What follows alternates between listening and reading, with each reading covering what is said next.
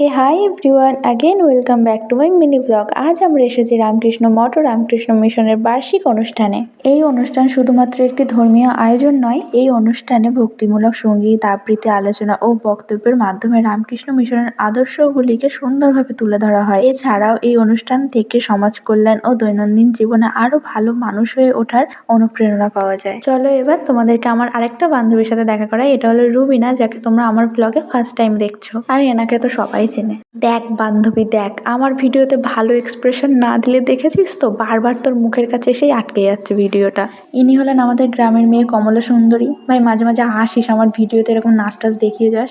ওখানে অনেকক্ষণ ধরে এমাথা মাথা পায়চারি করছিলাম, যে কটা ফ্রেন্ডদের সাথে দেখা হচ্ছে সবাই বলছে যে আমাদের খাওয়া হয়ে গেছে, যা তোরা গিয়ে খেয়ে নে। তাই আমরা তিনজন সামনের তিনজন কাকিমাদের সাথেই বসে গেলাম। দেখো না আমাদের থোবরা। তাই বলে খাবারের লোভ দিও না, পারলে একটা ওষুধ দিয়ে যাও, কারণ আমার পাশে থাকা এই মহিলার মুখ অটোমেটিকলি লেফট রাইট হয়ে যাচ্ছে।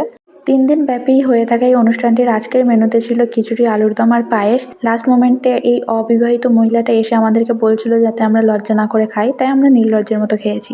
খাওয়া শেষ করে মেলা ঘুরতে ঘুরতে কিউট জিনিসগুলো চোখে পড়ে, নিতেই যাচ্ছিলাম, কিন্তু এত সুন্দর সুন্দর জিনিসগুলোর এত কম দাম, মানে একটা খারাপ লাগছিল মনের মধ্যে। সৌন্দর্যের তো একটা দাম দেওয়া উচিত না, তাই এত কম দাম আমার ঠিক উচিত হবে না নেওয়াটা। ওই জন্য আমি সোজা চলে এসেছি ফুচকার দোকানে।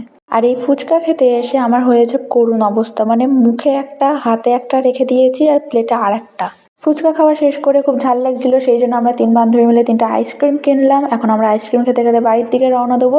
তো আজকের ভিডিওটা এই পর্যন্ত, দেখা হচ্ছে নেক্সট ভিডিওতে। ভিডিওটা ভালো লাগলে একটা লাইক কমেন্ট করে দিও, যারা ইউটিউব থেকে দেখছো তারা একটা সাবস্ক্রাইব করে দিও। Tata bye.